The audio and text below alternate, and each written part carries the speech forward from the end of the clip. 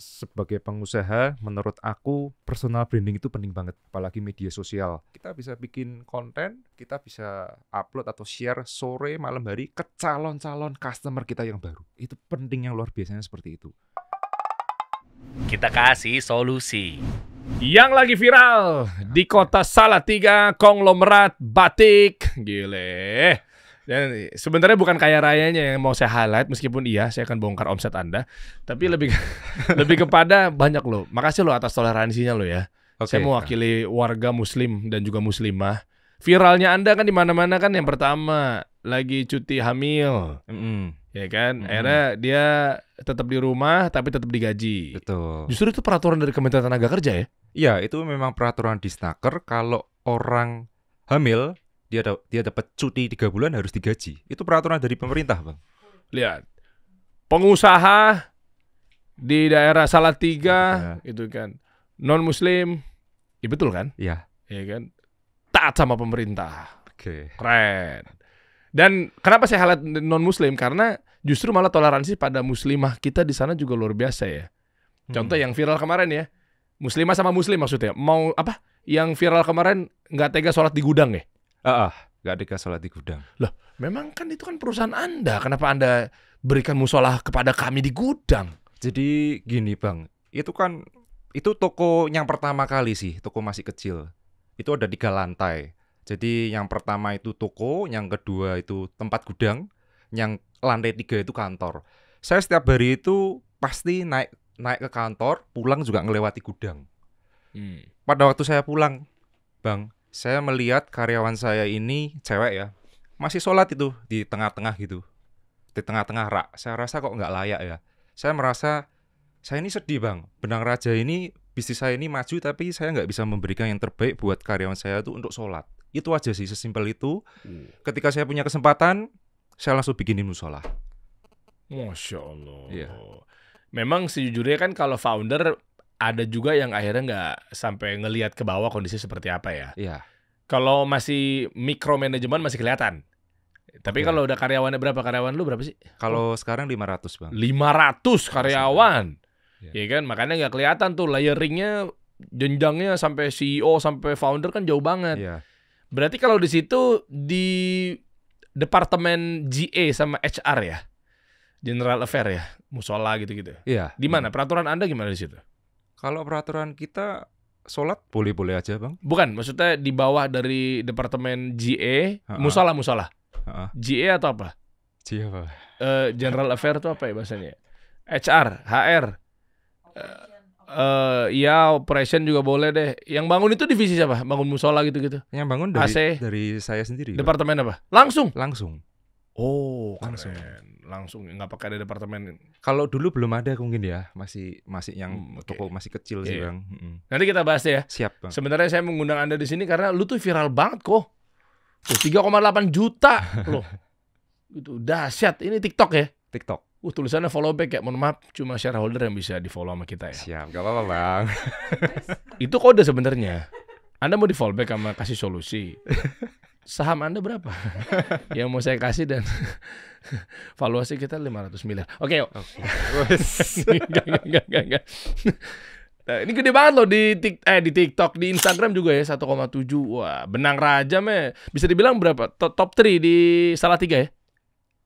Top 3 apanya nih, Bang? Secara awareness dulu deh, kita nggak ngomongin omset deh. Masuk nggak? Nggak usah bahas kompetitor, nggak usah. Top 5? Kalau Salatiga nggak ada kompetitor ya? Wush. Untuk Salatiga ya, Bang? Market leader. Iya, untuk Salatiga. Berarti yang lain nothing lah ya? Enggak sih, Bang. Enggak, Masih. Nggak bisa dijebak orang ini ya. Kirain bakal ngomong iya. Wah, enak tuh dipotong tuh. Kisah Koking, King Thread atau Koko Aryawan ya? Ya. Nama aslinya ya. Kisah Koking mendirikan toko batik Benang Raja yang kini punya 10 cabang di Jawa Tengah dan Jawa Timur. 11 cabang, Bang. Diralat loh Ya. media ya. Baru nambah 1 ya. Itu pas lagi nunggu saya datang di sini ya berarti ya. Langsung nambah 1 ya. Ini data tim kita loh. 11 cabang, bentar lagi jadi 12. Tapi ini sekarang masih 11, 1 masih pembangunan. Tapi nggak jauh-jauh dari Jawa Timur, Jawa Iya, Tengah. masih Surabaya. Surabaya kita nanti buka 2. Ngebut ya. Tapi memang aslinya dari Salatiga ya. Aslinya Salatiga. dari Salatiga. Oke. Boleh kita runut ya obrolannya biar Boleh. teman-teman juga belajar karena memang ini adalah channel pengusaha. Jadi jangan ngaku pengusaha kalau nggak pernah nonton Kasih Solusi. Sip. Jangan ngaku pengusaha ternama kalau belum pernah duduk di Kasih Solusi. Keren. Wow. Ini. Gimana? Gue ngomong aja geli gue. Siapa gue gitu ya? Anda pewaris apa perintis? Perintis. Masa sih? Perintis. Pokoknya bisa sampai segininya, paling modal orang tua. Nggak ada bang. Orang tua saya ini dulunya kerjanya di hotel bang. Jadi saya orang Pekalongan. Orang tua saya ini kerja di hotel bintang 3. Jadi masa kecil saya cuma melihat orang tua saya ini manage orang aja, tapi nggak bisnis. Oh, maksudnya manage kan bisnis juga. Ya, tapi nggak jual beli barang. Dia cuma ngatur karyawan-karyawan di hotel. Digaji maksudnya? Digaji, di hotel digaji. GM. GM. Ada duit lah berarti ya. Ya kalau masa kecil saya nggak susah banget lah. Oke. Tercukupi lah untuk makan, untuk sekolah. Tapi kalau untuk kerja, untuk buka bisnis, nggak bisa. Saya harus cari sendiri. Jadi pemutus mata rantai pekerja kantoran di keluarga ya? Ya. Mirip-mirip sama saya nih. Oh iya.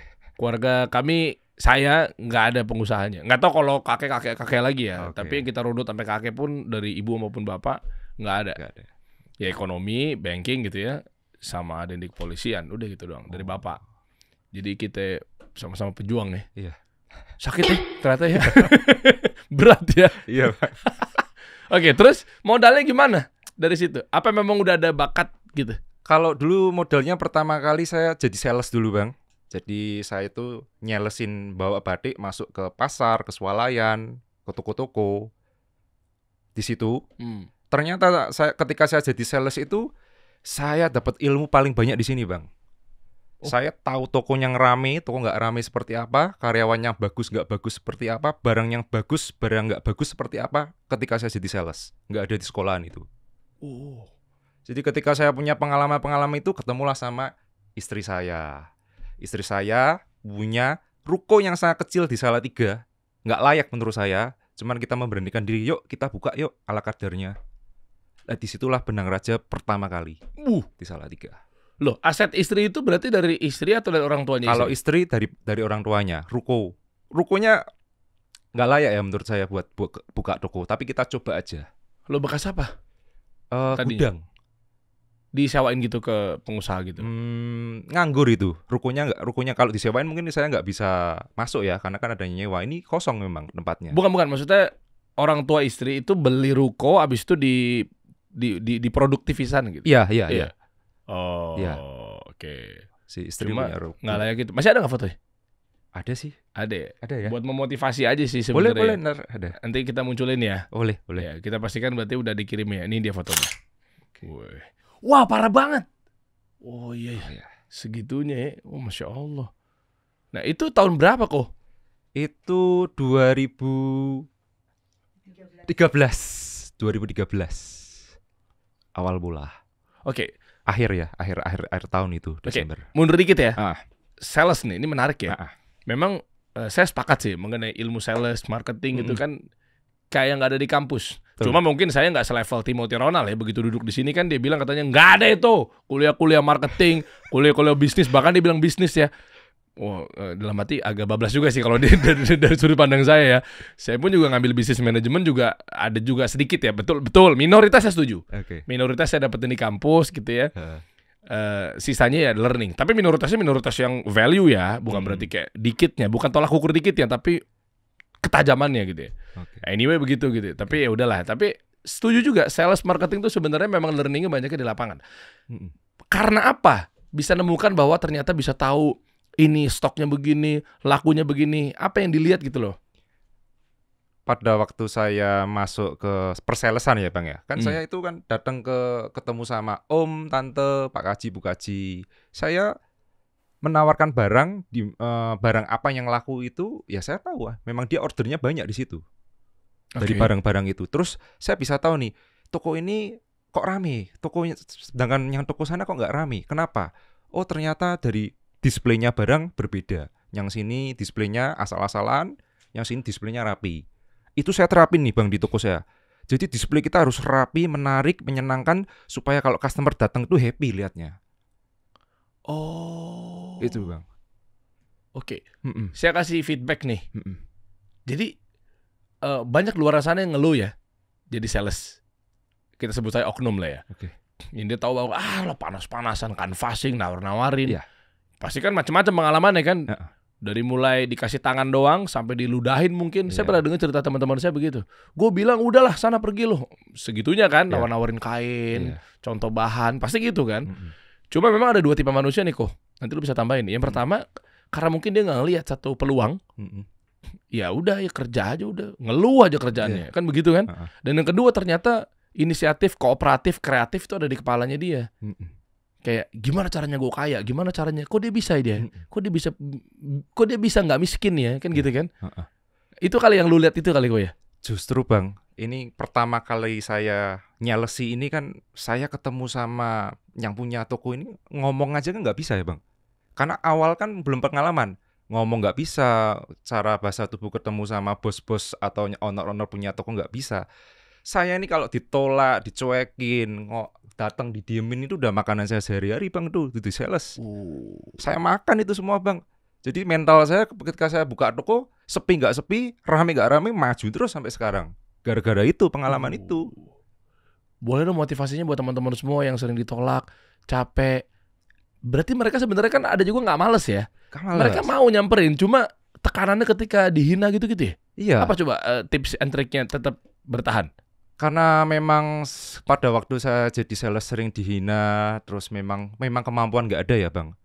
Tapi buat saya bersyukur Bang.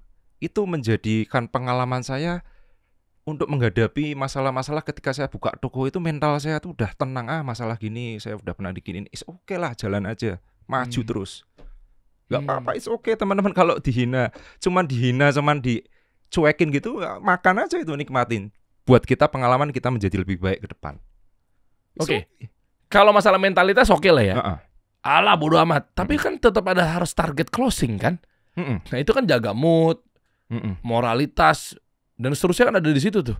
Nah jadi kayak wah tutup kuping aja udah. Mm-mm. Sana kamu pergilah, alah gue udah kagak mau, barang lo jelek misalnya begitu kan. Mm-mm. Tapi kan harus ada target closing kok. Betul. Triknya gimana?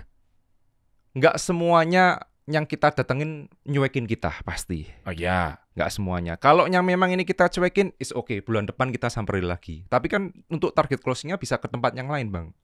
Oke. Ya, jadi nggak bisa kalau kita sini udah dicuekin, udah nggak ditolak, udah kita nyerah gitu. Ya kan toko kan banyak banget di Indonesia. Kemana-mana bisa. Misalnya kita ke Jawa Barat, itu kan banyak banget Bang. Pasar yang sini mungkin toko sini nggak mau, tapi toko berikutnya mau. Toko sini nggak mau, toko berikutnya nggak mau. Terus kita datengin.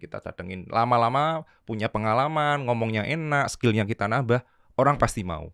Apa? Salah satu atau 1-3 lah. Strategi-strategi apa yang akhirnya bisa mempercepat closing? Triknya gimana sih? Ini apa sih ininya produknya? Batik ya? Berarti memang dari awal tuh memang dari awal batik. Itu di owner bisnis sendiri. Kalau Sebelumnya? Pas waktu jadi sales saya masih ambil sama orang itu. Tapi batik juga. Okay. Ya pas dari sales dulu deh. Kalau udah bisnis sendiri kan yang sekarang kan ya, yang udah pas dari sales akhirnya memberanikan buka sendiri gitu loh. Itu nawar-nawarin itu strategi apa yang dipakai? Yang pertama, kalau kita pertama mulai nawarin ambil untung nggak usah terlalu besar. Oke. Itu paling penting. Dulu saya ambil untung ya Bang, mungkin sekitar 5.000 per piece baju. Tapi orderannya mulai banyak. Muter terus. Untung sedikit tapi saya puterin terus. Jadi ada kompetitor lain ya kita masih menang harganya. Oke. Ya. Ini yang kerja sama orang? Kerja sama orang. Lah kalau udah harga ditetapin sama si perusahaannya atau prinsipal atau pusatnya gimana? Kan kita kerja. Enggak. Jadi ketika saya ambil barang sama teman saya, misal saya ambil harga 30.000, itu bebas Bang saya mau naikin berapa, jual ke toko-toko. Oh, dari owner pun juga nggak masalah? Nggak masalah, bebas. Oh. Nggak, bukan ada patokan harga berapa gitu, nggak. Mau dinaikin 50.000 juga boleh, mau dinaikin 35.000 boleh. Tapi saya memilihnya 35.000, untung 5.000, biar kita tuh barang masuk dulu ke toko-toko. Loh, si pusatnya, si pemilik perusahaannya? Gak apa-apa, kita kan bayarnya 30.000 aja Bang. Oh, ini kayak semacam ini ya, apa namanya? Kayak beli putus. Kalau pada waktu itu Tempo ya Bang, Tempo. Oh, jadi sales lepas. Ya, jadi saya ambil sama teman, oke aku dikasih Tempo 3 bulan. Oh, jadi afiliator lah bisa dibilang. Iya dong. Gitu, Loh, iya dong. aku Zaman dulu kan makelar kan afiliator, kok Iya, sekarang iya. kan sosok keren afiliator. Makelar juga sama. Sama ya Bang ya? Iya makelar kan. Lah Gojek, Shopee kan juga makelar. Pakai gaya-gaya agregator, marketplace. Alah, emang dia punya motor, punya dia motornya. Iya kan simpelnya gitu kan. Iya. Shopee juga memang toko-tokonya punya dia kan gitu kan. Iya. Bahasa ini untuk memotivasi buat teman-teman semua gitu. Jadi sama semuanya. Lu kejar tuh Shopee, lu kejar tuh ini kan gitu. Iya. Sama lah makelar semua lah. Berarti kan dulu kan juga afiliator dong. Lah bener dong. Ngambil produk orang jualin keranjang kuning. Kan bedanya kan Iya, kalau di sana kan keranjangnya yang lu bawa tuh. Betul. Nih kita punya ini, kita punya ini, kita punya ini. Lah iya bener kan? Iya. Ada apa aja sih coba lihat nih Pak. Iya. Bedanya Iya, betul. ini Bang, buat ya. motivasi yang pada mau mulai nih kayaknya masih mikir-mikir. Susah kami gaptek. Lah sama kok. Iya. Oke, berarti jadi afiliator ngambil dari produk orang, harganya ya lu mau jual sekian bebas ya. Bebas. Ya mau reseller namanya apalah sama. Iya, bebas. Ngambil 5.000. Oke. 5.000. Masih ingat nggak brand apa waktu itu? Namanya mungkin Batik Terang Jaya ya. Masih ada sekarang? Nggak ada sekarang. Sekarang udah nggak ada. Kayaknya habis Covid ini memang banyak batik-batik yang nggak ini lagi ya Bang ya. Oh. Nggak bisa survive ya. Ya. Gila. Berarti ada memori tersendiri ya. Iya. Belajar dari situ. Berapa lama jadi sales? 2,5 tahun ya Bang. Langsung buka apa benang apa tadi? Benang Raja. Benang Raja. Iya. Itu toko pertama kali Salatiga buka. 2,5 tahun belajar lumayan cepet loh itu loh. Cepet. Itu sales pertama, kerjaan pertama. Sales pertama, kerjaan pertama. Jadi aku ikut temen aku yang sales tas sama sepatu. Terus teman saya, kamu bawa barang dong kalau ikut aku sekalian belajar. Ya udah. Jadi teman saya nyelesin tas sepatu. Ini ada temanku mau nawarin batik, aku maju. Nawarin. The real Cindo yang produktif. Iya. Ya kan banyak kan Cindo kan mungkin enggak gitu ya, tapi ini gerak nih di Iya. sini. Tapi rata-rata Nekat Chinese- aja sih Bang. Kita kan nekat pakai ilmu juga kok. Iya sih. Nggak mungkin nggak pakai ilmu. 2,5 tahun achieve berapa? Akhirnya memberanikan diri untuk buka sendiri. Itu kan pasti kan pilihan yang berat tuh di situ. Kayaknya udah saatnya gue nih. Kayaknya udah saatnya nih gue gitu. Berapa? Sebenarnya itu kalau yang di toko Salatiga itu modalnya itu paling 50 ya Bang. Bukan salesnya. Salesnya. Salesnya itu udah memberanikan diri bahwa berhasil total penjualan berapa. Iya kan si Terang Jaya tadi apa segala macamnya kan memutuskan bahwa kayak cuannya oke juga nih gue bikin sendiri deh. Kan keilmuan sales diukur dari berapa banyak closingannya. Total lah. Nyampe 100 juta, 1 miliar. Selama 2,5 tahun ya? Iya, selama 2,5 tahun. Kita ngomong omsetnya si perusahaan si Terang itu. Kayak saya sempat ada uang 400-500 ya Bang. Nembusin 500 juta ya. 2,5 Di tahun tahun itu ya. 2,5 tahun nih. Ngebut juga tuh ya. Sempat ada uang segitu. Oke. Di situ baru udah makin mantap dong. Makin mantap. Oke, cuannya kayaknya gue bisa buka sendiri, ilmunya udah oke gitu ya. Terus modalnya buat buka si Benang Raja ini? Yaitu kalau ruko dari Istri. Terus kalau yang lain-lain dari saya sih. Berarti istri ngasih rukonya dengan cuma-cuma atau dihitung dikonvert ke saham? Cuma-cuma. Ya, cuma-cuma ya? Cuma. Oh, pinter Tapi- juga Anda ya. Tapi dulu pertama kali buka itu kita itu nggak ada rak loh Bang. Jadi kalau toko baju kan biasanya kan ada rak baju. Kita Taruhnya di bawah gitu. Ya Allah. Ada tuh fotonya. Terus ya Ini kita munculin ini deh fotonya. Iya. Wah iya ya di bawah ya. Di bawah-bawah nggak ada rak. Ya Allah. Itu digantung apa? Pakai kayu. Oh kayu. Biar lebih murah. Terus ini B2B apa B2C sih? Ini. Iya. Ini B2C. Jadi dulu udah ada online belum sih? Ada tapi belum seperti sekarang ya Bang ya. 2000 berapa? 2013 akhir. Shopee, Tokopedia tuh 2015-16 ya? Instagram yang sudah ada itu. Iya Instagram. Berarti waktu itu udah mulai masuk ke ranah online tapi hanya Instagram. Iya, istriku yang iseng-iseng sendirian foto gitu.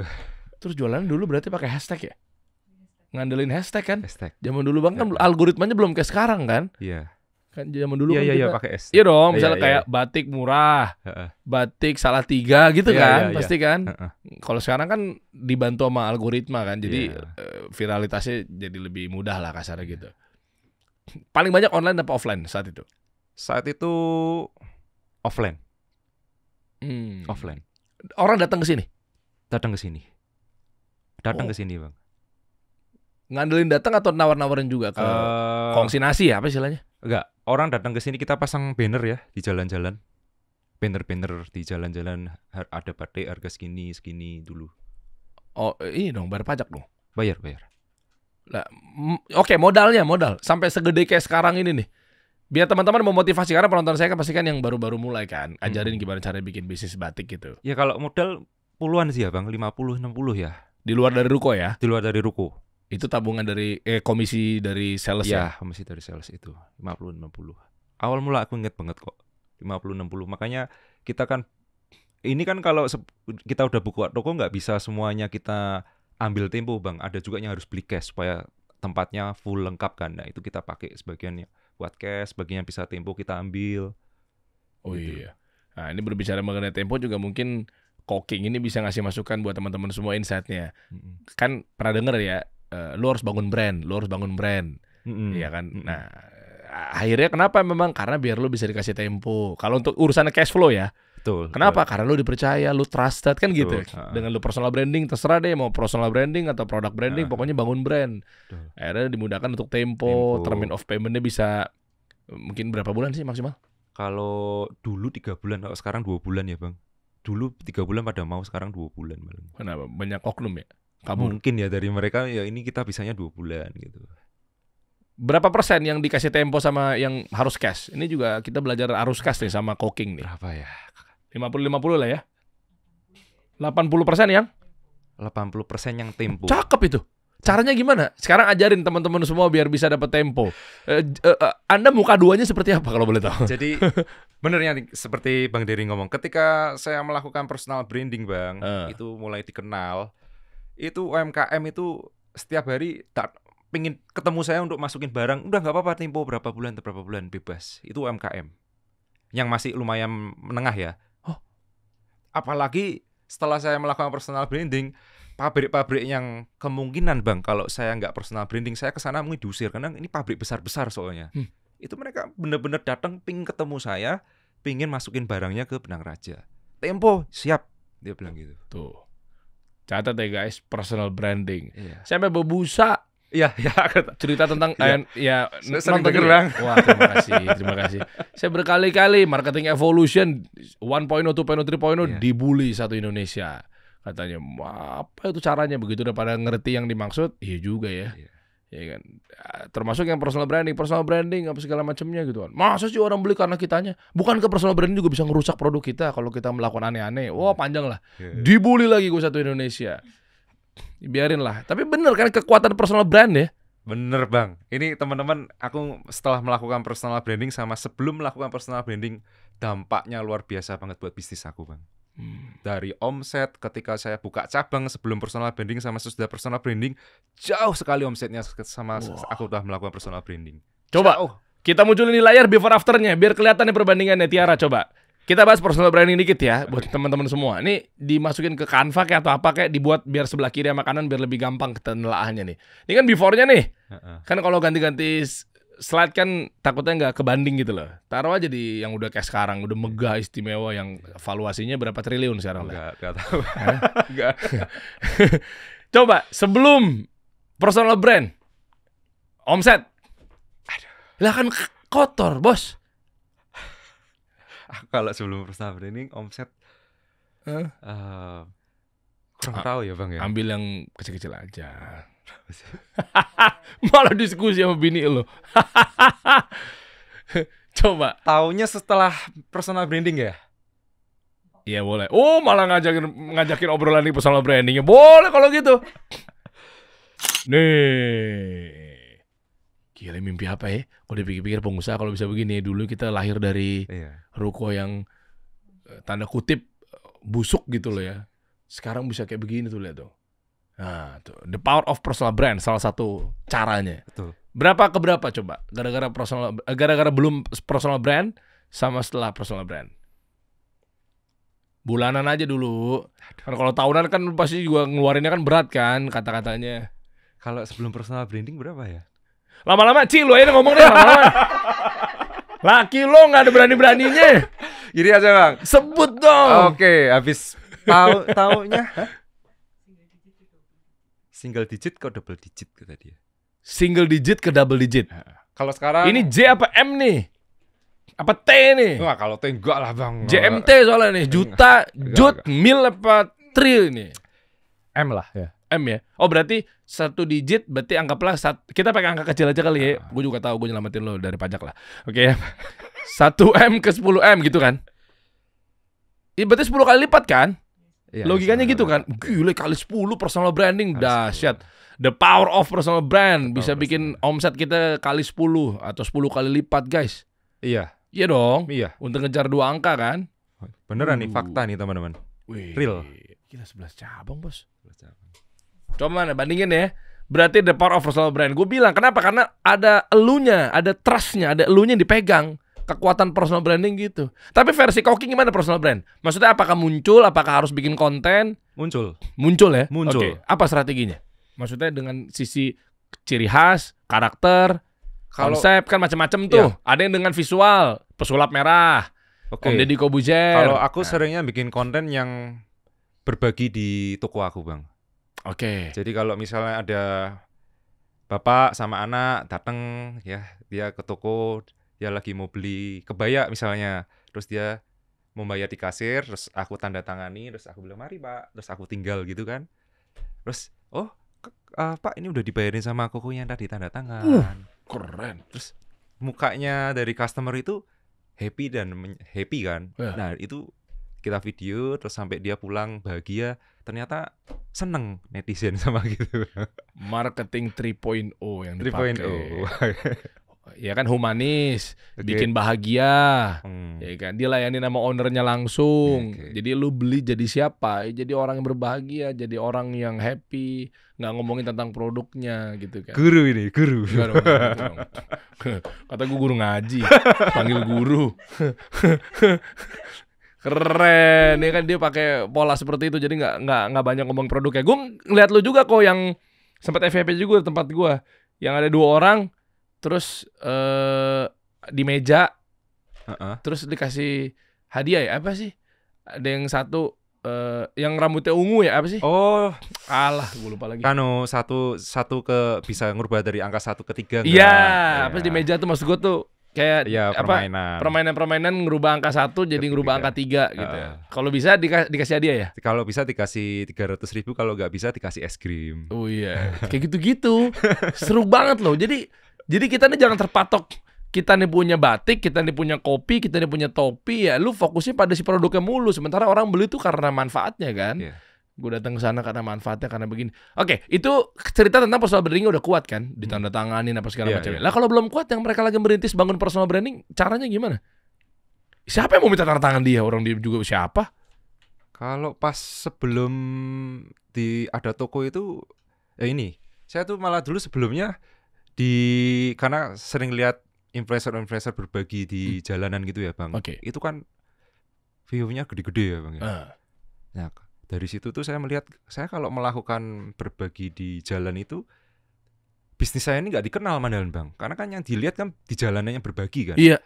Dari situ saya makanya berubah pikiran, bagaimana kalau aku nyoba berbagi di toko. Oh, Dari situ bang sebenarnya aku nyobanya. buat narik traffic. Betul. Oh, iya. Kalau awalnya saya berbagi di jalan gitu, wah ikut-ikutan yang influencer gede-gede itu kan. Tahu. Terus tapi benang rajanya nggak dikenal bang. Kenalnya cuman ya saya sering berbagi gitu. Iya. Terus saya pikir kayak aku harus berbagi di toko deh, yang bisa kena di hatinya penonton supaya benang raja ini lebih dikenal, aku bilang gitu. Oke. Jadi aku coba di situ bang. Nice. Oke, kita ngomong teknis trafficnya. Oke, dia datang. Tapi kalau cuma ngarepin hadiah tapi dia nggak belanja gimana nih? Enggak sih bang. Belanja. Kemarin pas Lebaran itu luar biasa sih. Lebaran sama Kartini mereka tetap datang. Kan di satu sisi memang harga benang raja memang murah, kualitas terus kita pikirkan supaya menjadi lebih baik. Nggak cuma personal branding aja bang. Kualitas, barang, harga terus kita kasih yang terbaik lah buat customer. Berarti ada yang bilang bener ya kalau jualan batik, jualan busana muslim atau muslimah itu seasonal.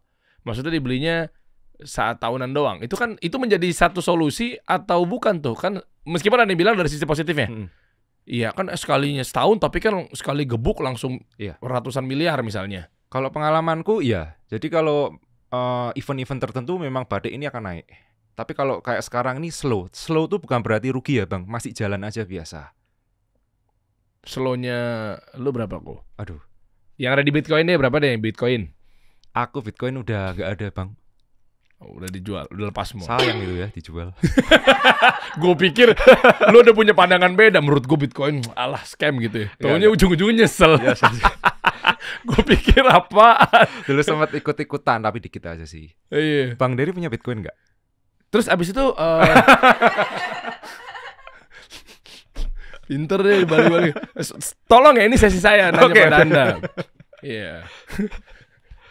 Berarti udah gak ada di Bitcoin? Gak ada. Kemarin kan Bang Dery ketemu Timothy ya di sini. Iya. Terus apa mau nanya apa? Ada nggak Bitcoinnya Bang? Jadi ke depannya parah banget. Nantilah kalau emang udah ada benar-benar jelas baru kita jualan ya. Timothy kan berani emang dia udah jualan Bitcoin. Oh, iya. Ini kan masih kalau di ranah saya masih gray area. Oh. Salah-salah kan kita jadi sales-salesan gitu kan Bitcoin taunya dar. Interaction part 2 antar gue nih. Tapi udah diawasi oleh OJK. Oh sekarang dia Udah per 10 Januari 2025. 2025. Bener gak sih? Ya cek aja lah pokoknya di Januari 2025. Okay. Per 10 tanggal 10 ya kalau nggak salah. Koreksi kalau gua salah tapi tahun ini udah. Bapepti juga udah awasin juga. Udah sampai titik itu juga dulu. Jangan gimana-gimana. Nanti udah kelihatan dari postingan gua. Kalau gua udah bener-bener langsung gembor berarti udah aman dari segala sisi. Gitu. Udah tolong fokus pada Anda aja ya. Oke. Jangan nanya saya pakai Bitcoin apa enggak ya. Urusan saya lah pokoknya. Nggak usah ngatur-ngatur Anda. Nah, sekarang udah sampai di titik ini. Ya. Masya Allah nih. Sulit. Before after. Wah. Apa strategi khusus yang bisa teman-teman jalanin? Selain yang kita tahu bersama ya murah, ya udahlah ya gitu. Nyatanya yang jual murah juga banyak juga yang nggak laku gitu loh maksudnya. Ada yang udah diskon tapi tetap nggak laku juga. Maksudnya kita di luar dari takdir ya. Kita kan bentuknya ikhtiar ya. Bisa sampai kayak begini gitu loh. Di luar dari yang kebanyakan teman-teman pakai. Dan Red Ocean juga, semua juga jualan batik. Tapi gini Bang, kalau orang jualan batik itu biasanya kalau harganya murah, tempatnya itu kurang bagus Bang. Pasar. Maaf, bukan maksudnya gimana ya Bang ya. Soalnya kalau kita mau nyari barang murah di batik, dia harus ke pasar. Nah di pasar itu tempatnya kan nggak ada AC, nggak bersih, kurang ya kotor. Kalau kita ke mall, tempatnya bagus, tapi harganya tinggi. Nah saya memberikan kamu ke Benang Raja aja, harganya murah, tempatnya pasti bersih dan nyaman. Nah, itu mungkin bedanya di situ Bang. Oke, berarti harus punya modal dong untuk ngebagusin. Ya lama-lama punya modal, punya keuntungan, diperbaiki. Oke, kan dari sini kan bisa dikategorikan mungkin tempatnya belum senyaman itu ya? Belum. Berarti anak tangganya gimana tuh cara untuk ngebut sekian? Misalnya pada saat sekian, contoh ya, kayak gue kemarin ngobrol sama Andrew Sutanto ya, kemarin ya, kok Andrew yang ngomong yang beliau bilang dengan tahap, bagus banget tuh insight ya. Tahap-tahap tertentu lu bisa untuk investasi. Nanti lu nonton aja di video lengkapnya ya. Tentang sejak kapan kita mulai investasi. Kalau UMR kapan mulai investasinya. Kalau karyawan gimana. Itu kan dia pakai tahap jenjang gitu ya. Maksudnya di saat sini oke, lu ambil sekian persennya buat ke sini. Nah, kalau kayak gini nih keputusannya, soalnya banyak juga lo yang gagal udah dapat duit banyak. Kayaknya kita saatnya buka cabang deh. Wah, ya kan kayak nggak pakai perhitungan. Malah nambah PR baru dong. Bener gak? Setuju gak? Nambah cabang, nambah PR baru. Betul. Tuh. Nambah cabang, nambah PR baru. Baru diomongin 10, 11, mau 12 kan? Mau 12. Setuju gak? Mau 12 pasti akan nambah masalah baru. Pasti. Pasti. Gimana cara mitigasinya tuh? Kalau saya dari yang segini nambah cabang itu. Yang berat dari 1 ke 2 ya? 1 ke 2. Nah, kesisanya kan udah ya, ada template-nya soalnya kan. Dari ke 5 kan tinggal copy paste aja kan. Itu. 1 sampai 5 tuh. 1 sampai 5. Triknya gimana nih? Koko King. Dari yang toko kecil ini dapat keuntungan ya kita ya biasa-biasa aja, nggak investasi kemana-mana, diputer aja di batik ini terus. Oke. Kita juga hidup biasa-biasa aja. Nah, nggak terlalu punya uang terus harus gimana enggak, kita sederhana banget kok Bang. Nggak silau harta ya? Sama sekali nggak bang. Aduh, gue nemuin 7 dari 10 teman-teman pengusaha gue. Gede loh angka 7 dari 10 ya mayoritas ya. Yang bangkrut 7 dari 10 yang bangkrut karena silau harta. Gue gak usah sebut namanya lah. Oke. Kaget punya duit 1 miliar pertama kan. Bang, spending. Oke. Flashing. Ya kan? Buang sana, buang sini. Alah gampang itu udah tahu cara mainnya. Bakar ads. Oh. Gitu-gitu tuh. Kalau saya nggak bang. Saya dari toko yang kecil ini kadang keuntungan kita puter terus sampai bisa buka cabang putar lagi, sama sekali nggak kanan kiri, nggak beli apa. Baru sekarang aja mulai menikmati sedikit bang. Setelah berapa tahun?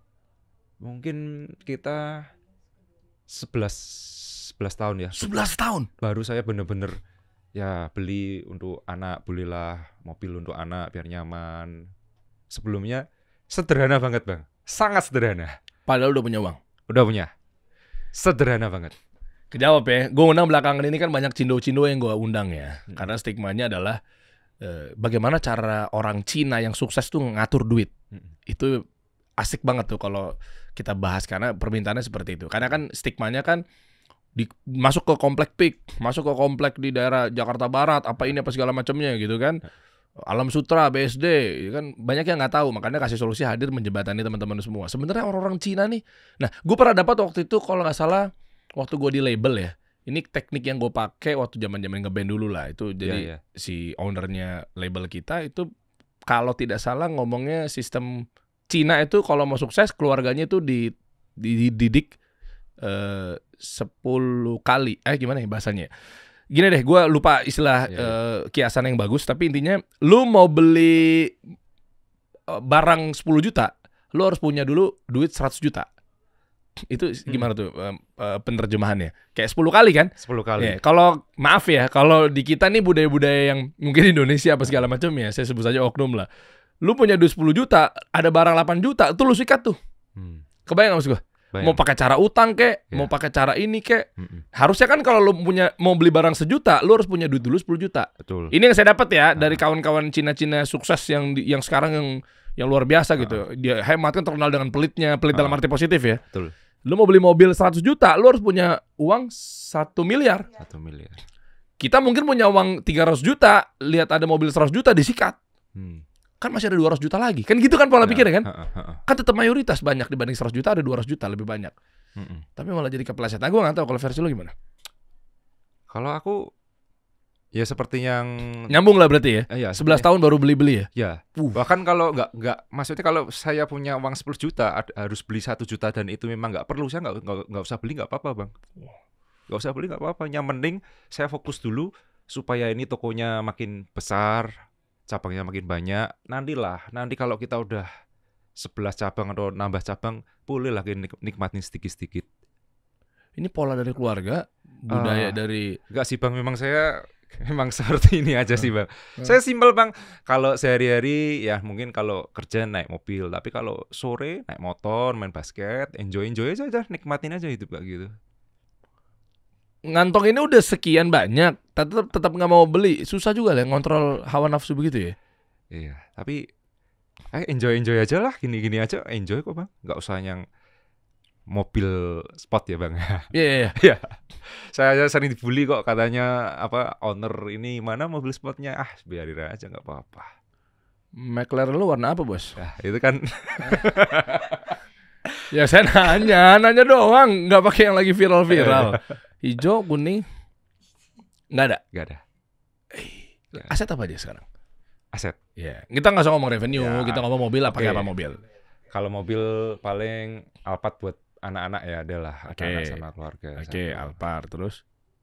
Kijang Innova yang solar 1, sama CX-9 aja yang lama udah. CX-9. Oh, CX-9. Oke. Jadi kalau pergi sama keluarga aku pakai Alphard, tapi kalau anak-anak sekolah pakai Kijang, aku pakainya CX-9. Sama motor. Kalau motor biar aku sore-sore main basket, kemana naik motor. Enjoy kok bang, aku nikmatin banget kok bang kayak gitu. Istri nggak dibiayain apa gitu? Istri, beliin apa? Kalau istri mah bebas bang, tapi istri juga nggak yang harus gimana. Memang definisi hemat sama pelit beda tipis ya guys ya. Enggak, aku Ini versi gue, Iya, versi iya. gue kan. Iya, Nggak iya. maksudnya kok jangan gitu juga gitu loh. Iya, Maksudnya iya, kan kali-kali kan pengen ya keluarga pengen asik gitu tampil yang kece misalnya gitu. Enggak ya? kalau aku bebas, Bang. Itu keuangan juga aku pasrahin ke istri. Wah, keren. Ini baru nih. Karena aku memang lebih pinter dia, karena dia akuntansi kan lulusan. Hmm. Jadi dia manage uangnya lebih pinter. Aku nggak megang uang nggak apa-apa. Wah, ih, lihat. Definisi suami yang dicari nih. Bilangnya lebih pinter dia karena ada orangnya. Padahal takut kan? Enggak. Wah sih, Bener. gue juga nggak takut sama bini gue. Cuma bini gue lebih berani gitu aja. Makanya jadinya gue takut. Simple kan? Tuh. Keren. Akhirnya sekarang ke 10, 11, 12. 12 sebentar lagi tahun ini, Bang. Sama gak sih omsetnya? Cara ngelola untuk rata itu gimana ya? Kan ada yang bilang katanya nggak apa-apa kita di sini kecil. Kalau gue sebenarnya nggak setuju ya statement itu ya. Di sini kecil, sana gini, kita subsidi silang apa segala macam. Yang penting kan cash flow kita positif gitu kan. Apa memang strategi bisnis yang lu jalanin adalah ya pokoknya kalau bisa emang semua 10M, 10M. Apa gimana sih? Omsetnya maksudnya? Iya apapun, iya pendapatan. Enggak. Kalau per cabang beda-beda, Bang, pasti. Makanya ada grade A, grade B, grade C. Jadi aku bedain nih yang grade A yang kota mana, yang grade B kota mana, grade C kota mana. Nanti kita evaluasi supaya grade C bisa ke B, B ke A. Oh berarti buat 3 ya? Ada 3 grade. Ah ini cakep nih kita bahas. Berarti grade A yang udah harga yang mahal-mahal premium. Bukan. Bukan? Grade A ini berarti yang dimana tokonya ini omsetnya udah grade A semua. Oh omset. Iya, omsetnya. Segmentasi tetap satu dong. Satu. Ngerucut aja ya. Misalnya main bawah apa main atas gitu. Iya. Berarti ini main bawah atas. Menengah ke bawah. Ke bawah ya? Menengah ke bawah. Ini yang tadi ambil sisi harga bawah gitu ya? Menengah ke bawah. Oke. Grade A yang omsetnya sekian. Itu kenapa dibagi 3 gitu? Kenapa nggak semuanya targetin semua 10 miliar semua sebulan gitu? Gak bisa, Bang. Apa? Tergantung, karena kan dari contohnya Magelang aja kan tempatnya lebih kecil. Jadi dia nggak mungkin bisa omsetnya segede Salatiga. Karena tempatnya nggak segede Salatiga semua. Dari stok inventory juga beda ya? Iya, dari tempat, dari apa beda semua. Dan akhirnya sampailah di titik yang viral kemarin tentang toleransi apa segala macam gitu ya. Ya, itu gimana coba ngasih tahu ke teman-teman semua agar kita pengusaha nih jalan berdasarkan satu aturan, ya kan. 2 adalah apapun yang dikabarkan oleh pemerintah terkait peraturan tenaga kerja itu kan ada semuanya kan. Maksudnya apa landasannya? Soalnya banyak juga yang akhirnya mereka bablas pilihan mereka ya. Ada yang bilang karena memang takut atau karena memang gue emang taat aja atau seperti apa? Gini, kalau karyawan ini pengalaman saya kalau dikasih sesuai di Snaker ya, dikasih yang terbaik sampai dia sungkan sama saya, dia ini kerjanya akan lebih baik, Bang. Oh. Ya, daripada kita takut-takutin ya. Tapi kalau kita kasih yang terbaik, kamu yakin nih kamu kerja di sini dibanding yang lain nggak ada, kamu beruntung bisa di Benang Raja. Kerjanya luar biasa, Bang. Maksudnya ditakut-takutin sama dikasih yang terbaik tuh uang? Bukan, dikasih yang terbaik itu dalam jam kerja sesuai di Snaker, cuti digaji, gaji juga harus sesuai. Kita juga sebagai bos ya turun, say hi, menyemangati. Itu kan senang banget tuh karyawan gitu. Jadi begitu saya nggak ada customer, dia pingin ngasih yang terbaik juga buat customer. Karena saya melakukan yang sama mereka. Memanusiakan manusia. Betul, Bang. Daripada kita takut-takutin kamu kalau enggak saya kurangin gini-gini. Udah nggak bisa Bang sekarang, Bang, kayak gitu, Bang. Iya. Mana kok nggak achieve? Kalau nggak nggak bisa, Bang. Umpet-umpetan doang. Ada kita doang baik, nggak ada kita pulang udah nggak karu-karuan. Mending kita ambil hatinya supaya dia sungkan sama kita, dia lakuin yang terbaik buat kita. Keren. Gitu. Jadi minimumnya memang yang diatur sama pemerintah ya? Iya, saya taati semua pemerintah. UMR Salatiga? UMR Salatiga. Semua? Kita ngomong minimal ya berarti kan? Di luar kan jenjang pasti ada manajer apa segala macam gitu. Betul. Semua Salatiga. Bahkan aku berusaha ketika kamu membandingkan kamu kerja di Benang Raja Salatiga sama di tempat yang lain, saya tetap yang terbaik di Benang Raja supaya kamu bangga, aku bilang gitu. Oh iya kok. Jadi itu tapi kerjanya bagus, Bang. Bagus. Ya karena haknya terpenuhi. Betul. Kita ngomong A, dia bisa B, C juga bisa dikerjain. Walaupun kita cuma A kadang. Oke. Gitu. Tapi banyak juga zaman sekarang yang katanya kan akhirnya sempat ramai dibahas mengenai Gen Z. Alah, dikit-dikit toxic gitu ya. Nyatanya dia di startup kok. Startup maksudnya kan kita tahu bersama umumnya ya. Startup yang memang dapat dana kucuran dari venture capital. Kan sempat ada jargon, eranya startup nih ngerusak harga pasar gaji karyawan nih. Ya, misalnya yang di sini UMR, di sana kan bisa 20 juta, 15 juta. Kan sempat rame tuh viral kemarin-kemarin. Tapi nyatanya mereka juga masih bilang semuanya toxic. Nah, maksudnya gimana cara bangun mentalnya mereka biar tetap termotivasi gitu loh. Ya banyak dong pasti kan yang kerja, apalagi yang di atas. Jadi kita ngomongin overpaid ya. Bukan yang underpaid loh. Overpaid aja ngeluh juga banyak. Banyak. Bandingin aja. Overpaid itu mengeluh banyak. Selamat datang di Jakarta. Bener. Ya kita nggak usah ngomong lah. Yang umumnya startup besar gitu di Indonesia. Cek aja, kita pernah bandingin kok gajinya. 2 kali lipat sih kayaknya enggak. Tapi 1,5 kali lipat. Misalnya yang tadinya enggak juga sih. Ada juga yang tadinya 5 juta jadi 10 juta di sana. Padahal sama. Mau ngomong apa misalnya? Sosmed, konten, tim kreatif, kayak gitu-gitu kurang lebih. Mayoritas ya. Tapi tetap aja. Masa nggak nyampe berita-berita tentang toksik, ngeluh. Beda kultur di Jakarta sama di Jawa Tengah. Jawa Tengah ya? Beda. Kalau Jawa Tengah, kayak kalau udah overpaid gitu, jarang deh mengeluh deh bang. Oh ini alasannya setuju nggak? Kenapa kawan-kawan kita banyak bikin kantor live TikTok apa segala macam yang untuk industrinya banyak studio ya? Kan sekarang eranya begitu kan, dia nyewa satu kos-kosan, satu rumah di Jogja kalau nggak salah tuh kan, Kamseng ya. Akhirnya ya sempat bercandanya kan biar lo bisa bayar murah UMR sana ya. Ya kan gue nyusun UMR ya, kan tanggung jawab gue emang di situ. Karena buat ngambil kultur itu atau seperti apa? Berarti oke, bikin kantor kali kita kasih solusi cabang Salatiga kali ya. Semua ntar kita tugasin aja pindah sana ya kan, dapat UMR-nya ya enggak. Nurut deh. Emang sempat aku biasa banget loh bang Salatiga, tapi ya nyaman-nyaman aja sih. Berapa sih UMR Salatiga sekarang? 2,5 juta. Ya. 2,5. 2,5? Ya. Mantep. Tapi emang kan daya beli apa namanya? Kebutuhan di sana kan juga murah. Iya, murah. Sekarang dekat Solo kan? Dekat Solo. Main lah bang. Siap. Bener ini bang, bener. Mertua saya di Solo. Saya pernah ke Salatiga, saya pernah ke Semarang, saya pernah ke Jogja lewat Solo mobilan. Bener kan Salatiga, lewat Boyolali sono gitu. Betul, kan. Betul, Boyolali. Paham saya. Main lah bang, ketemu iya, nanti kita main ya. Iya lah. Belum pernah kan lo potong rambut 8.000? Lah, orang Jakarta pada kaget. Bener kan tuh? Bener. Nah, makanya enak di sana 8.000, masih ada makanan yang hik apa? Hidangan istimewa. Soto 5.000 banyak bang di sana bang. Iya. Soto 5.000 gitu. Rame ya? Iya. Jadi jangan ngukur memang 2,5 ya. 2,5 udah diatur sama pemerintah lah. Kenapa bisa segitu kan?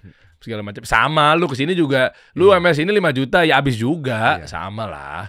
Iya. Itu beda. Iya kan? Itu, bukan banyaknya 5 juta juga kurang juga di sini. Sama. Gitu. Oke, menarik. Berarti sampai akhirnya coba lihat dong posting-postingannya batik Benang Raja. Nah. Oh, main grosir juga ya? Ecer grosir harga pabrik. Jadi kamu mau beli 1, beli 2 harganya udah harga pabrik sama. Kok bisa sih ngamanin supply chain-nya begitu? Strateginya dong? Kalau itu sebagian kita kan produksi sendiri nih bang. Sebagian. Oh itu. Kita produksi sendiri, sebagian kita ambil dari UMKM. Tapi yang kita ambil untung nggak terlalu banyak ya bang. Muter aja sih. Iya. Berarti lebih bagus B2B apa B2C-nya? Saya B2C, nggak ada B2B. Nggak ada juga? Nggak ada, tetap B2C. Semua B2C bang.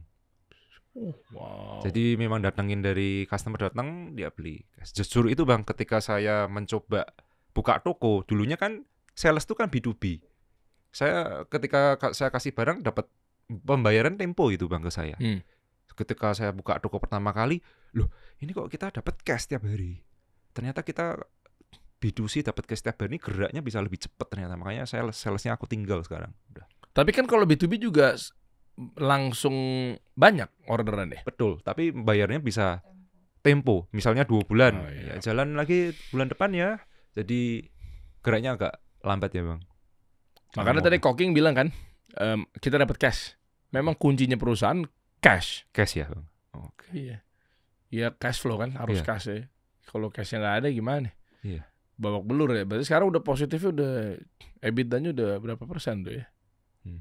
20% ke atas. Ngangguk mulu kerja. Gak ada jawab-jawabnya. Terus lumayan lah Bang, sekarang bisa menghidupi 500 orang, Masya bisa 500 orang karyawan, terus di produksi juga bisa menghidupi beberapa karyawan sekarang. Oh, beda ya. Pabrik berapa? Oh, itu total 500 ya? Yang di toko 500. Pabrik? Kalau pabrik sih karena itu sistemnya itu apa namanya, bukan pabrik sih, maksudnya apa ya Bang? Rumah produksi. Ya, orang Konveksi. orang perumahan gitu kan. Iya. Iya. Dan itu ratusan juga. Aku taunya sama misalnya ada satu mandor gitu ya Bang ya, Hmm. dia membawai berapa rumah gitu loh. Oh, di sana begitu ya. Betul di situ. Nah, ini kita jadi belajar nih. Jadi ada satu mandor, nanti dia pegang berapa orang di rumah ini, satu mandor pegang berapa rumah ini. Ya, ngomongin jahit ya Bang ya, Iya. jahit ya. Seperti itu. Oh, menghidupi ekonomi lokal. Iya, Keren. jadi orang-orang ibu rumah tangga itu penjahit Bang. Jadi kalau misalnya nganggur jahit, dia misalnya anaknya sekolah tinggal dulu, setelah pulang dia jahit lagi. Ini hasil jahitan-jahitan pengrajin-pengrajin di Salatiga nih. Keren. Ya, di Pekalongan Bang. Pekalongan. Salatiga Kalau tuh produksinya di Pekalongan. Pekalongan. Iya. Wah, dahsyat. Berarti mesin ya, bukan handmade ya? Mesin Ya, ada printing, ada handmade, ada tulis, ada. Oh. Ini aku bawa oleh-oleh nanti aku buat broku. Batik tulis. Shh, jangan. Jangan kalau satu. Keren ya. Emangnya siapa yang berani nolak dikasih gratisan? Pakai mikir, pakai gaya-gayaan lah, gratis sikat lah bos. Ini keren. Wah, yang paling laris yang mana? Boleh dong, sekarang trennya lagi kayak apa sih? Ini masukan juga buat kawan-kawan perbatikan nih. Kalau sekarang mungkin masih daster ya Bang. Oh, daster. Iya, daster. Buat di rumah ya? Iya, daster. Jadi setelah Lebaran, setelah Kartini memang daster naik. Nanti kalau Oktober, November, Desember mulai seragaman lagi.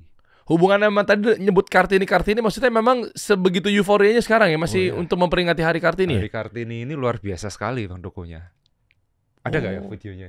Oh iya. Oh iya. Buat apa sih maksudnya mereka buat di kantor? Buat beli kebaya, beli batik, itu semua sekarang ke Benang Raja semua kalau hari-hari besar Bang. Kalau ada misalnya ada Hari Kartini, ada anak, ada semua anak-anak SD, anak TK, anak SMP, SMA, mereka datang ke Benang Raja. Itu karena personal branding sebenarnya menurut aku. Bang. Iya. Tuh ya, dari tadi kita ulang-ulang mengenai personal branding. Iya. Kalau misalnya lu pengen belajar langsung, bisa nggak ada kelas gitu nggak sih kok? Nggak ada. Nggak ada ya? Justru kelasnya sama Nah, serius ini. itu yang saya tunggu.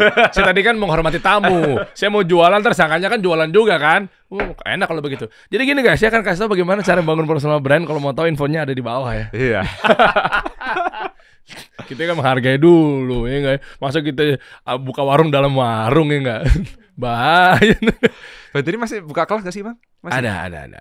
Untuk secara workshop ya, kita memang anggot-anggotan. Kita bukan yang kayak punya kelas kawan-kawan ya, nggak ke sana. Tapi kita kalau mau bikin nanti jadi kampus kalian. Kita lagi develop ke sana. Kampus. Ya, insya Allah. Luar biasa ya. Untuk bisnis, doain aja ya. Amin. Nah, kita fokusnya ke sana memang kalau mau. Ya, rekaman-rekaman ya kita berikan. Saya gitu mau ya. jadi muridnya dong Bang. Wah, Kalau kampus. jangan begitu. Nggak. Supaya Jangan saya lebih begitu. pintar lagi Bang. Dan Tapi emang siapa ya? 1 miliar per sekali pertemuan ya? Jangan begitu jualan juga ujung-ujungnya. Nggak lah, sama-sama lah. Tapi ini definisi mengenai branding itu penting guys. Lu perhatiin deh. Saya berkali-kali ngomong begini. Begitu ada materi di TikTok saya gitu kan apa segala macamnya. Lu wajib bangun brand. Value lu naikin. Iya. Jawabannya gue di hate sama mereka-mereka. Lu jangan berbicara yang konkret dong. Kata, itu mah cuma buat Apple bangun brand. Cuma buat Louis Vuitton, cuma buat nggak Apple to Apple, cuma buat Adidas, Nike yang di kepalanya mereka begitu. Kami ini pedagang, masa dianggap apa jualannya harus bagus-bagus value. Kalau gue lihat nanti Koking tambahin ya, gue liatin meskipun jual murah tapi lihat tampilannya. Iya. Simpelnya gitu dong. Ini bangun brand, value. Oke. Jadi maksudnya nilainya naik, kan? Bagus tempatnya, dalamnya ruangannya oke. Itu kan bangun image brand juga kan sebenarnya. Nah. Sekarang gue membahas dari sisi stigmanya. Ada yang bilang kalau terlalu bagus persepsinya disangkanya mahal, makanya malas mampir. Nah, Koking bisa jawab nggak? Bisa. Nah, coba. Karena awal mula benang raja dikenal itu karena image-nya udah murah dulu bang. Dari kecil itu kan ketika kecil murah. Udah ketanam ke semua customer. Oke. Ketika murah udah customer udah percaya sama benang raja, baru saya mulai bagusin pelan-pelan. Bertahap bang, nggak langsung besar gitu nggak. Jadi ketika ini besar pun udah ke image-nya udah paling murah di sini. Oke. Udah nempel ya. Udah nempel bang. 2 tahun, 3 tahun? Itu Cabang kedua itu berapa tahun? Mungkin cabang pertama, cabang kedua ya 4 tahun lah, 3-4 tahun ya. Terus kita jual murah ya memang dulu salah sih. Rugi aja ya dulu ya bang karena belum pengalaman ya. Yang penting murah, di sana ada jual murah kita murahin lagi. Di sana jual murah kita murahin lagi. Zaman dulu itu bang. Bukannya malah bahaya ya, semakin murah malah persepsinya malah semakin hancur. Ntar jangannya murahan ya. Sisa stok nih. Inilah, itulah. Apa namanya? Kalau di baju tuh defect apa? Barang cacat dah ya. Iya kan si stok-stok yang cacat lah ya, gitu lah. Cacat. Kayak enggak pas waktu itu. Orang-orang tetap cari yang murah. Berarti wilayah juga menentukan. Menentukan bang. Makanya saya belum bisa ke Jakarta. Tapi kita ada planning sih bang. Makanya lagi planning untuk membuka garment sendiri. Karena kalau garment sendiri kan kita mengawasin barang kita pakai mata kita ya bang. Supaya nanti kalau dijual di Jakarta itu nggak ada komplain. Kan tinggal dinaikin aja harganya. Bukan berarti asal-asalan ya. Tapi kan memang ngikutin yang daya beli di Jakarta kan juga naik. Ya maaf nih. Misalnya contoh. Di sana paling mahal berapa harganya? Di Benang Raja? Iya, satu pieces yang paling mahal, harga paling tertingginya. Yang cowok mungkin 200.000. Nah iya kan? Kami di sini beli batik tuh It's okay ya bang? 800, 600. Ini yang udah, maaf ya, yang bawah ya, yang biasa menengah bawah gitu benar. Ya tengah lah. Oke. Iya tapi saya punya batik juga yang di atas 1. Ya gitu memang Jakarta. Ya tapi nggak tahu ya kalau di kalian gimana. Jadi nggak usah takut maksudnya. Oke. Nah, jadi semangat kan? Semangat bang. Ya udah, ayo kolaborasi sama gue. Ada saham dong berarti. Tapi gue aku pengen nanti di Jakarta juga yang murah-murah itu ada dengan jahitan yang layak lah. Karena gini bang, ini jujur ya, aku buka ya. Ketika aku titipin penjahit-penjahit di ibu-ibu rumah tangga, itu ada kelemahannya bang. Ya itu apa kelemahannya? Kelemahannya itu QC-nya itu nggak bisa kekontrol sama kita. Meskipun dia jahitnya harian dan bisa dikontrol harian. Meskipun mereka jahit harian, tapi hasilnya datang kan banyak itu bang. Itu nggak bisa kita kontrol karena terlalu buang waktu. Walaupun kita udah ngomong ini harus seperti ini ya, ini harus seperti ini ya, jangan seperti ini. Tapi tetap kalau kita bukan garment, kita konveksi rumahan atau ibu-ibu rumah tangga, dia nggak mungkin sebagus garment. Kalau garment kan begitu selesai sampai sini, dia ada yang ngecek nih bang. Oh ini nggak benar, kembaliin lagi. Kalau di ibu-ibu rumah tangga nggak ada yang seperti itu bang. Itu ada kelemahannya. Nah, disinilah saya lagi berpikir ya bang, supaya saya nih buka Jakarta, jangan sampai jahitan yang ibu-ibu rumah tangga ini ntar kena komplain banyak di Jakarta karena kurang rapi lah, kurang apa. Memang ada kelebihan, ada kekurangan bang. Nah itu, itu yang PR buat aku. Lagi pingin bikin garment sendiri yang bisa aku kontrol sendiri semuanya, walaupun tetap kita pakai, tapi kita punya sendiri gitu loh, supaya kualitasnya makin naik. Iya memang ya pahit-pahit di depan juga harus kita kasih tahu ya. Nggak semua tapi disclaimer ya warga Jakarta. Memang tapi umumnya. Nggak tahu lah mayoritas atau umum. Di Jakarta memang sifatnya reaktor. Kayak nuklir berarti kan. Reaktif. Orang yang reaktif berarti reaktor gitu ya. Berarti kan dia kan bahasanya gimana ya. Kan mobilitas tinggi. Produktivitas juga tinggi. Serba satset, ngebut. Pokoknya jarang lah ditemukan slow living. Saya kemarin dari mana sih? Aduh lupa saya. Terakhir saya keluar kota. Yang saya diundang Ikatan Dokter Indonesia di kepala Dokter Edi yang apa namanya ketua Ikatan Dokter Indonesia Banyumas. Banyumas, baru gue nyebutkan gue. Iya. Banyumas. Ini apa Purwokerto ya? Purwokerto. Naik kereta, betul. Itu kota. Saya setuju sama Panji Pragiwaksono. Ini kita goreng lagi di sini biar naik di sana. Habis itu ntar Salatiga ya, tenang, gak usah khawatir deh. Saya setuju. Itu kota terslow living yang pernah saya temukan. Baru aktif pagi hari di jam 10. Purwokerto. Iya. Dan Banyumas. Oke. Gitu kayak bisa gitu orang-orang kayak begini gitu ya. Kita kan kaget ya. Terus malam juga kayaknya abis itu sepi. Iya. Dengan cerita-ceritanya juga apalagi kayak iya kita nih begini. Kayak yang enggak yang Jakarta banget kan. Kayak udah jam 4, jam 5, jam 6 tuh udah traffic tuh, udah begitu ngebut tuh pola ini ya. Nah, makanya itu kebiasaan tuh. Aku jahitannya begini, ngomong. Nah, itu harus siap juga sih sebenarnya kayak begitu tuh. Ya karena reaktif ya. Iya. Kita ada cabang sih Bang di Purwokerto. Ada ya? Ada satu. Nah, oke nggak penjualannya? Masuk ke grade C ya. Grade C berarti Berarti paling rendah. paling rendah. Nah, memang slow living itu dia. Emang slow kan? Slow. Kayaknya masih ada batik gitu kali ya. Kayaknya gitu kan. Kalau di sini aja mungkin hari-hari kayaknya gue udah pernah pakai ini buat meeting ya. Iya. Sebelum meeting gue mampir dulu bentar. Oke. Kayak gitu. Beli dulu deh bentar deh. Iya. Beli dulu deh. Udah. Iya nih malu ntar kalau disangkanya batik itu mulu. Space sengebut itu memang. Ya kalau di sini ya. Nah, berarti itu pertimbangan. Tapi menarik mengenai si ibu-ibu yang ada di sana ya. Tapi kok bisa ya masih pakai rumahan dengan bisnisnya keluarnya ribuan? Bisa, karena banyak Bang. Ibu-ibu rumah tangga di Pekalongan itu rata-rata banyak sekali. Dia nyambi kerja sambil nyambi masak lah, nyambi nganterin anak lah. Ini yang nggak bisa dikontrol di sini. Ketika lagi jahit dia harus masak, ya dia masak dulu. Tidak dia menjemput anak lagi jahit tinggal dulu. Jadi kualitinya nggak bisa dikontrol ini Bang gini. Meskipun ya udah ada manajer ya. Bang, aku udah ngomongin lama udah tapi kan tetap nggak bisa mau diomongin bagaimana, memang udah seperti itu. Buat garmen di sana? Di Pekalongan. Iya. Ya makanya ini lagi ingin bikin garmen. Lagi planning bikin garmen. Tapi working capitalnya gede ya pasti ya, costnya ya. Ya gede. Sekarang berapa operasional? Kan kalau operasional aman dong. Kalau omset kan lu kan nutupin dari tadi nih. Kalau operasional aman, justru kan kelihatan bahwa gila ya dia mensupport TKDN lokal kita 100% dengan membuka lapangan pekerjaan gitu kan, citranya jadi bagus. Berapa operasional sebulan? Kalau yang gitu-gitu istri saya Bang. Ya udah coba Ci berapa Ci? Ini uang takut nih. Kalau cewek lebih berani biasanya. Operasional berapa? Operasional aja, gaji karyawan, listrik, sewa, bla bla. Gaji karyawan. Iya dong, operasional aja. Kira-kira budget marketing apa sih? 2 miliar. 2-3. Kalau operasional berani ngomong karena justru saya mau ngomong, Bapak Presiden ya kan kontribusinya dia mengeluarkan 3 miliar rupiah per bulannya untuk menghidupi ekonomi. Berarti turut berkontribusi di ekonomi mikro. 3 miliar rupiah per bulan tuh. Hidup kan jadinya kan.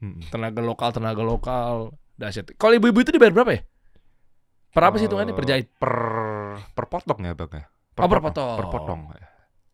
Tergantung modelnya nih Bang. Modelnya yang seperti ini dia minta segini, modelnya seperti itu dia minta segitu. Tergantung model. Mantap. Ada yang bisa kita buka di sosial medianya? Keren bionya, punya mimpi berguna untuk 1.000 orang karyawan. Iya. Berarti tinggal 500 lagi nih. Iya Bang. Tapi jangan berhenti di situ targetnya. Begitu udah tembus 1.000, targetnya lagi 10.000. Keren nih. Iya dong. Jadi nggak pernah puas gitu untuk menghidupi tenaga kerja. Coba lihat bawah lagi. Mantap. Yang paling gede apa sih di sini? Rata-rata. Nah, sekarang dari sisi sosmednya deh, di ujung obrolan aku mau tahu dari sisi konten kreatornya lah. Gimana caranya mereka bangun personal branding lagi, tipis-tipis, tapi untuk naikin traffic, apa yang dimakan dan laku di mata konsumen? Kalau yang di sini yang ini Bang, yang berbagi ya? Yang berbagi ada satu video yang ditonton berapa ya? 50 juta kayaknya, tapi cuma tanda tangan gitu. Tapi gini Bang, aku ada satu video yang kena di hati saya. Ini real ada di sini. Jadi pada waktu mendekati Lebaran ada satu bapak-bapak sama 2 orang putri datang ke toko. Dia datang ke toko, 2 orang putri ini, dia lagi yang putri paling kecil itu pengen beli baju. Saya tahu, saya lihat dari CCTV. Tapi bapaknya kan yang kayak gini-gini kan. Gini-gini tuh. Kayak ngelusin. Terus aku lihat ternyata dia pulang cuma beli hijab 1. Aku tanda tangain kan. Oh, terima kasih kok. Terus aku tergerak hatinya. Aku tolong panggilin deh. Terus, "Iya, Pak, tadi anaknya pengen beli baju ya?" "Iya, tapi saya bilang untuk besok aja. Karena untuk kebutuhan di rumah gak ada." Aduh, sedih banget. Ini beneran terus ya udah Pak, saya bayarin aja. Pertama nggak mau, saya bayarin aja. Udah, terus anaknya yang kecil dia cuma beli baju tidur itu ya. Terus yang besar saya ngomong, kamu mau nggak? Boleh aku bilang gitu. Terus saya ngomong sama bapaknya setelah bayar, Pak, biar saya aja yang bayar. Bapaknya ngomong, Mas terima kasih ya, semoga Tuhan yang balas kebaikannya Kuku. Dari yang dia datang dengan keadaan sedih, dia pulang itu gandengan, ketawa-ketawa, pakai motornya juga motor yang kurang layak. Itu aku sedih banget sih yang ini. Wah Yang ini. sedih banget aku. Ya Allah. Gila. Ini yang pernah jadi atau sedang jadi bapak-bapak lu pasti tahu deh. Saya langsung diem tadi, langsung dengerin. Lo pasti tahu. Karena kan kita kan juga pernah hancur hidupnya kan. Pasti semua orang juga ngelaluin itulah. Di saat lagi terpuruk, gue ketemu satu postingan. Nanti kita nonton bareng-bareng ya. Boleh. Jadi mengingat. Ini nanti kita nonton bareng-bareng. Okay. Satu postingan FVP. Terus dia sepertinya udah jadi sukses. Seorang anak muda gitu lah. Ya seumuran kita gitu lah. Terus tiba-tiba di mobilnya apa di rumahnya gitu, saya lupa lah. Belakangnya nggak begitu jelas. Terus dia bilang begini. Sekarang akhirnya gue jadi tahu. Sekarang akhirnya jadi tahu. Kalau waktu bisa diulang, mungkin nggak ada lagi kata-kata beli hari ini. Ingat nggak anak kecil kita? Jadi anak kecil kan, beliin ini, sampai guling-guling gitu di bawah. Kan gue ngerasain, kita semua ngerasain lah. Saya mewakili teman-teman semua. Gue pernah guling-guling di mall karena nggak dikasih mainan tertentu. Gue pernah jambak baju nyokap gue. Gue pernah teriak-teriak di tempat umum. Apa namanya? Tantrum. Ya kan? Karena nggak dikasih itu, karena nggak dikasih ini. Kita sadar tuh. Jadi jargonnya tuh kalau bisa kita mengulang waktu untuk tidak mengatakan beli hari ini. Kan kita kan nggak tahu ya kondisi orang tua gimana. Kan? Ya, anak kecil maunya hari ini, nggak ada urusan, nggak ada besok, sekarang. Baru keinget gue begitu gue liat FVP gitu, wah, gue langsung ngerasain. Oh iya ya. Nah maksudnya belajar jadi orang tua tuh ketika anak begitu tuh gimana, dan kita kalau jadi seorang anak, ya lu harus sadar. Buat yang muda-muda Gen Z nih misalnya masih hidup sama orang tuanya gitu kan. Lalu lihat. Dan kadang ada orang tua yang nggak ngomong kan kalau dia nggak punya uang kan. Iya nak. Atau nggak? Iya tokonya udah mau tutup. Iya. Wah gila sedih banget deh. Segala cara dilakuin loh jawabannya. Udah mau tutup tuh om. Udah mau tutup kan?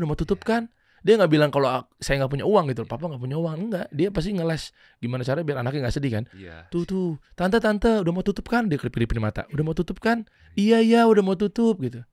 Wah gila. Padahal dia nggak punya uang men. Coba kita lihat videonya ya. Nah ini ya. Ya Allah. Itu ya. Wah. Seneng banget mukanya ya Allah.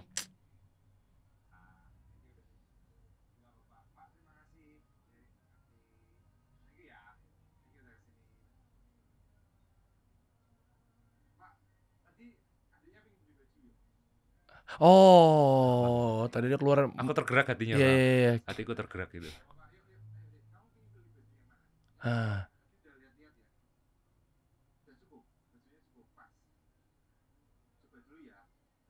Loh, kasihan lagi. Dan Masya Allahnya batik. Saya bangga di sini. Makasih loh kok. Kan biasanya belinya kan mungkin nggak maksud ya, tapi kan yang dikejar adalah yang kartun-kartun luar. Iya kan, Disney, Frozen, ya nggak salah gitu, lo mau beli aja gitu. Cuma kan gimana gitu loh kita sebagai warga Indonesia kan. Dan jarang-jarang anak kecil batik. Ngerengeknya lah kasarnya batik. Sedihnya tuh karena pengen beli batik. Wah keren, bangga gue jadi orang Indonesia nih ngeliat begini nih. Keren. Ngerengek baju-baju bule udah biasa gitu loh. Wah, gila. Beliau kerja apa? Nggak nanya. Tanya aku. Tapi sedih aku nih. Sedih. Kita mudah-mudahan ke depannya ada lagi cooking yang lain ya. Amin, Bang. Keren. Dan ini benar ya, dipastikan nggak blunder ya, tanda kutip ya. Dalam artian orang datang karena pengen gimana sih ditunggangin sama orang-orang, dimanfaatin gitu-gitu. Ya kan pura-pura. Tapi mungkin ada kali 1-2 yang ada sih. Ada yang manipulatif. Aku ke toko langsung kok minta bayarin ya. Nah, itu gimana cara mitigasinya biar dia nggak punya mental minta-minta ya? Saya sering beberapa kali didatangi beberapa orang untuk minta bantuan. Tapi saya cuma jawab, kalau saya disuruh bantu, kalau saya disuruh bantu tapi nggak dari hati, saya nggak bisa Pak. Aku bilang gitu. Aku jawab gitu aja. Saya bantu harus sesuai ketika hatiku tuh pengen bantu. Saya tolak Bang. Kalau enggak udah datang berkali-kali ada 5 orang aku tolak semua. Dengan alasan ini itu kan kalau aku pengen bantu memang enggak dari hati ya enggak bisa ya Bang ya. Iya. Enggak bisa aku. Harus benar-benar kerasa aku pengen bantu baru aku bantu. Aku ngomong apa adanya kok belak-belakan kok Bang. Enggak apa-apa. Ngejagain biar mentalnya nggak jadi pengemis gitu loh ya. Itu kan jadi bahaya kan. Bahaya. Susah ya sudah, jalanin, berubah hidupnya, takdir dan lain sebagainya. Ayo gimana gitu. Tapi bukan berarti membenarkan keadaan. Lah kan saya susah ya. Berarti kan wajar dong kalau saya minta-minta kan. Bukan gitu bos. Iya. Oke. Jawab. Iya, soalnya banyak kan kreator-kreator yang kayak begitu. Kadang saya juga penasaran kan. Ya kan kemarin Bayi Mong tiba-tiba di depan rumahnya ada, inget yang viral, ibu-ibu pingsan. Bu kenapa bu tiba-tiba geletak no, lagi seger-seger. Ya kan jadi kayak begitu karena Jadi image yang konten kreator. Ya ini pilihan kalian lah. Konten kreator berbagi kita termotivasi kan jadinya kan. Cuma mitigasinya juga tetap harus jaga. Ternyata bener jawabannya. Bahayanya begitu kan. Tapi itu minor ya. Minor. Wah mantap dikit. Sisanya datang tetap beli apa segala macam ya. Tetap beli Bang.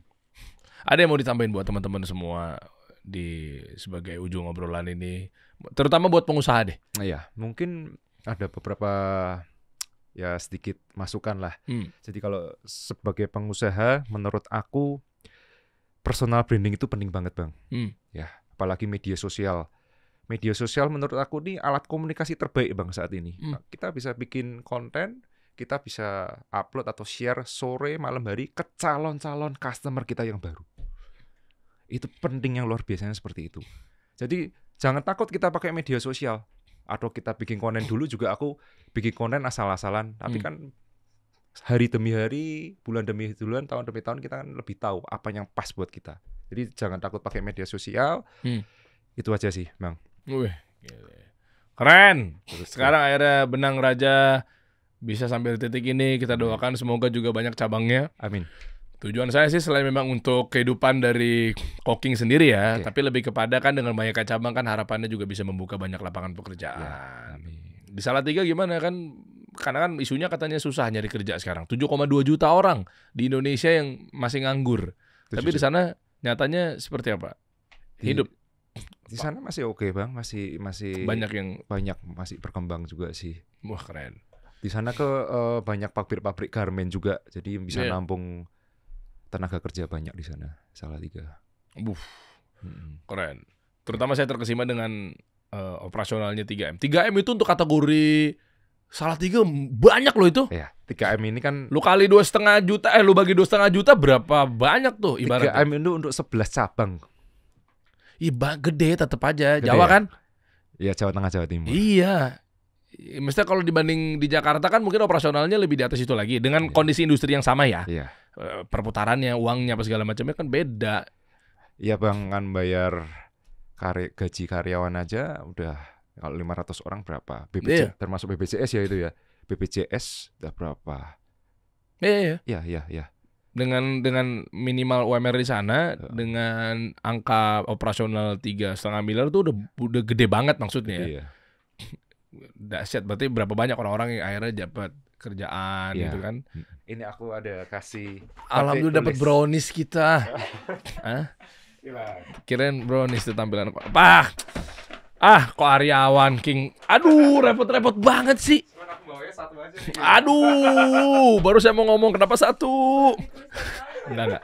Keren. Wallah keren. Batik tulis Bang. Jadi batik tulis mewah, gue pakai ketemu pejabat, cakep banget ini. Jahit sendiri ya Bang Davi. Jahit sendiri? Iya. Bukan Anda dong yang jahit. Bukan. Kalau batik tulis memang harus sesuai body Bang, biar kelihatan bagus.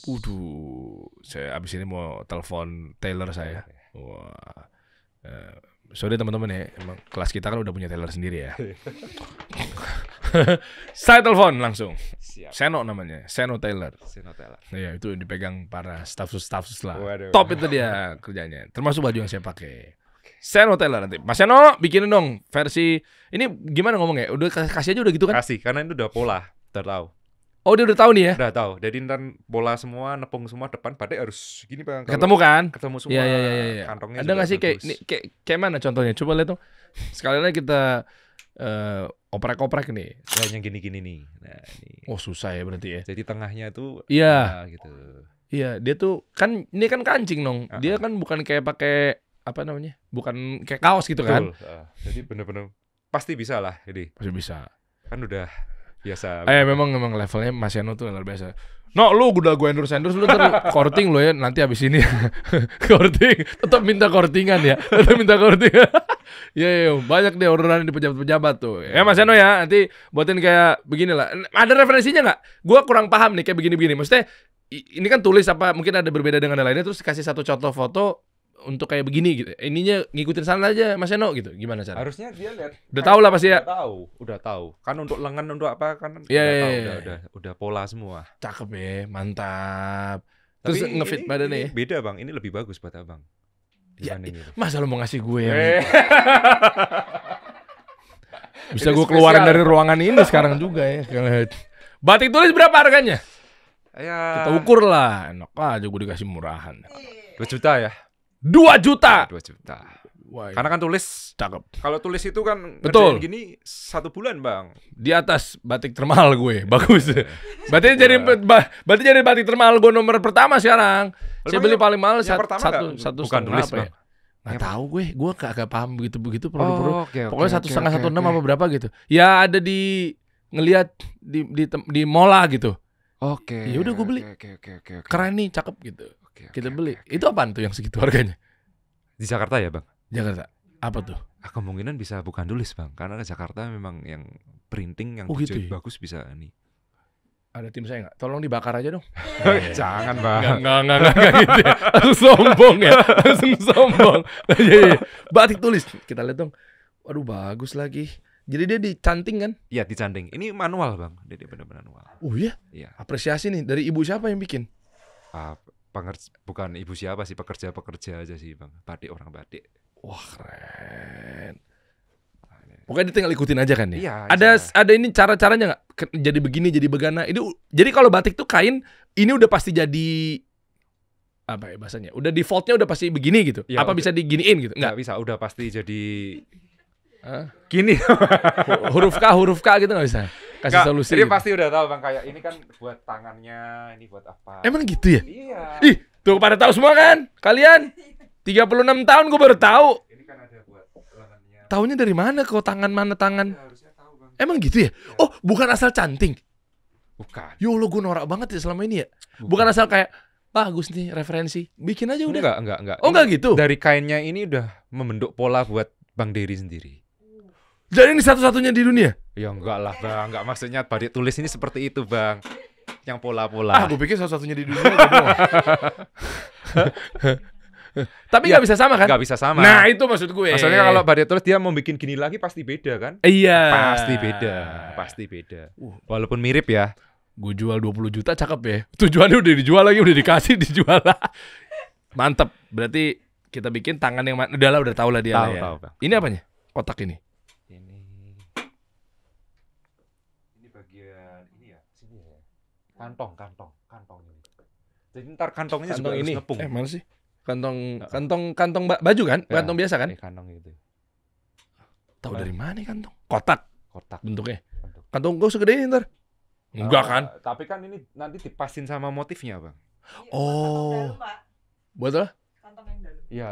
Kantong Jadi dalam kalau ya? gede segini bukan berarti diginiin kan, nanti dipasin biar motifnya nepung semua gitu. Gile, ada Gitu. ilmunya guys. Makanya rata-rata batik mahal ya. Iya. Buat untuk persepsi orang ya, tertentu ya. Iya. Ada ilmunya. Yang belakang sama ya berarti ya belakangnya warnanya. Oh, dia lebih ada banyak dominan hitam ya?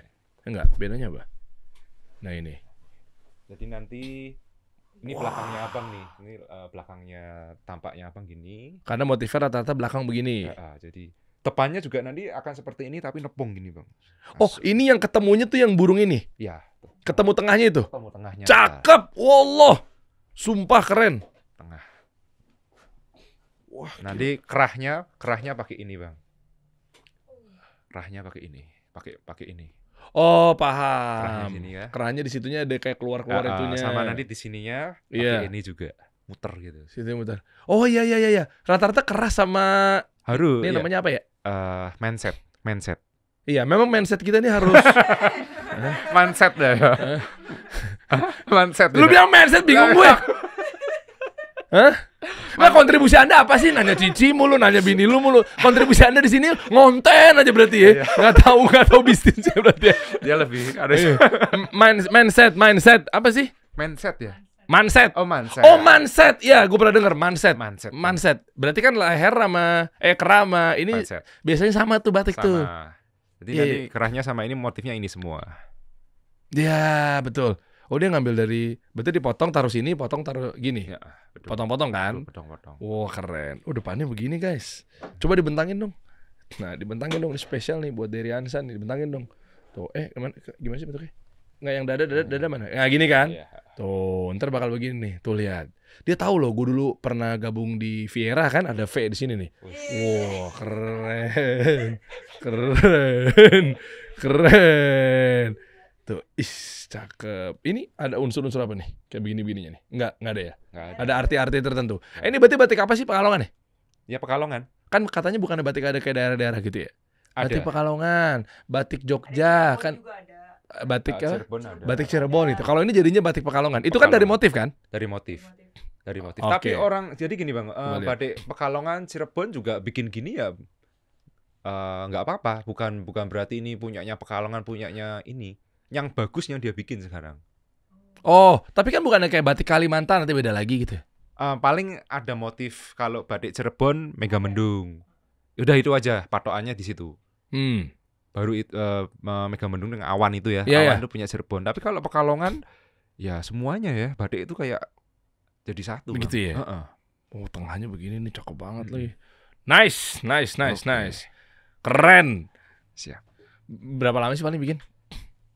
Wow, Seno Tyler mah mungkin gue order sore, pagi sebelumnya jadi. Oke. Saking cepet ya tuh dia tuh.